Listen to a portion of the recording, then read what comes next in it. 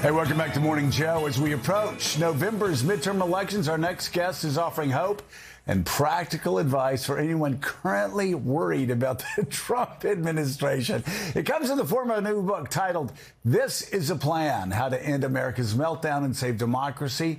And it maps out comprehensive ways to dictator-proof the U.S. government, defeat MAGA at every level of the ballot box, and build a future of democracy, opportunity, and freedom for all. And with us now, the author of the book, political organizer and strategist Ben Wikler. He previously served as the chairman of the Democratic Party of Wisconsin. What great timing for this book.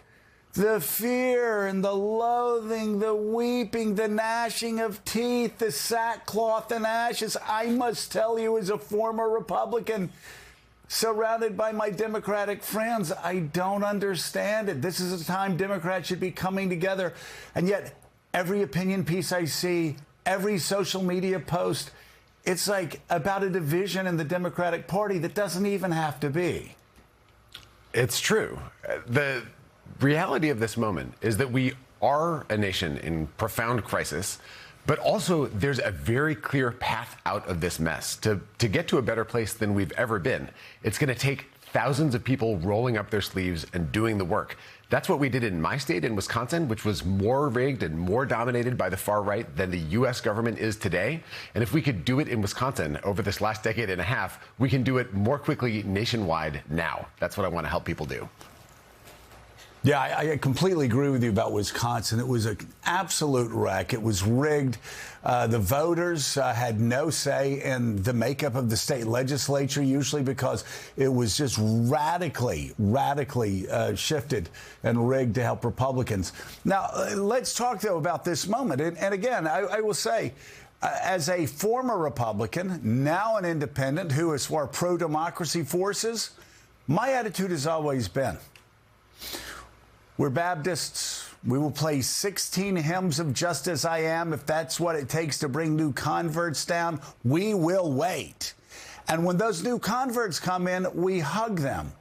And I will say, when I look at progressives, who I will say were very patient throughout the Biden administration, I saw people that knocked on doors. I saw people that made phone calls. I saw people that did all of these things that more moderate Democrats might not be as lined up to do. So again, what's your message to people on the left and in the center that seem to be fighting each other right now, instead of looking at these fall elections and understanding that's where the real battle is?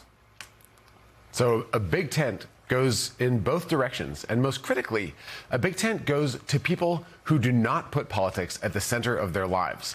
In Wisconsin, we have elections over and over that come down to 3 or 4 votes per precinct across the state. We built teams neighborhood by neighborhood that go out and talk to people who may think of politics the way that you and I think of curling, which is something that's on TV for a few weeks every 4 years, and otherwise it's just not part of the deal.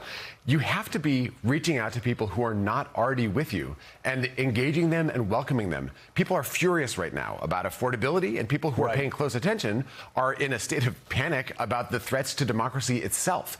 But the reality is that because elections are run at the state and local level, it's the races that are most obscure that get the least public attention, where a few voters can change everything. If we win in the states in 2026, we have a democracy in 2028. And that's something that every person who reads this book or watches this show can help to affect.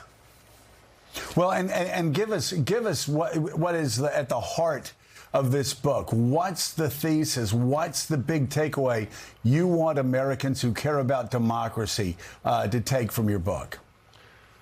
Look, there's a huge amount of attention, and rightly so, on the disaster of the Trump administration, on the fight for the House majority, the fight for the Senate majority.